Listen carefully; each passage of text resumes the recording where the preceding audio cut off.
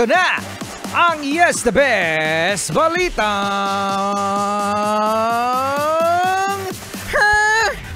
Kambal na sanggol isinilang after 30 years. Grabe naman yan. Doon lang sila pinanganak, 30 years. Oo, masayang masaya ang mag-asawang sina Philip at Rachel Ridgway sa Amerika na nagsilang ng kambal na mula sa mga frozen embryo na 30 years nang naka-preserve.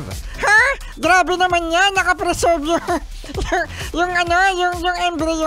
Yes, naka-preserve talaga ang embryo. At alam nyo ba, no, na yan ay makabagong teknolohiya ngayon. Ang mga frozen embryo ay inilagay sa isang device at pinareserve gamit ang lamig sa temperaturang 200 degrees below zero. Ang lamig-lamig naman. Martian, paano lamigin?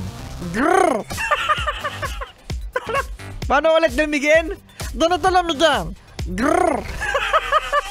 Ang embryo ay galing sa hindi na nagpakilalang mag-asawa noong 1992 pa.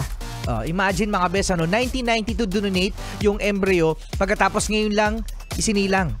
Donate nila ito sa mag-asawa, no?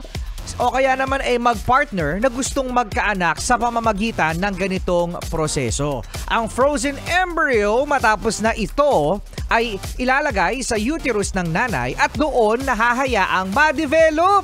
3 embryos ang inilagay kay Rachel para maging triplets, pero 2 lang ang nabuhay. Sinasabing maselan ang ganitong proseso dahil maaari ding magkaroon ng komplikasyon ang nagbubuntis o kaya naman magkaroon ng diferensya ang mga bata kapag sila ay naisilang na. At para sa iba pang mga balitang bisitahin laang ang fresh na yesthebest.com.ph at iyan ang ating Yes the Best Balitang Grabe naman yun. Ako kaya rin kompanyero, gusto ko mag-donate ng embryo. Talaga? Oo, napakaswerte ng mabibigyan ng embryo ko. Naku, magmumukha yung kite. Sabi ni Kuya Joshua, para sa babae ata yun. Hoy! Kuya Joshua, di mo alam. Alien ako, kaya ko yun. Kaya ko yun, mag-donate ng embryo. Embryo talaga i-donate mo, no? Oh. Ay, naka. Kasama nyo pa rin DJ RP, DJ Rico Panyero. At ang magbibigay ng embryo, o dali na, pila na. Embryo to ni Marsan. Marsan. Ano Kuya Joshua?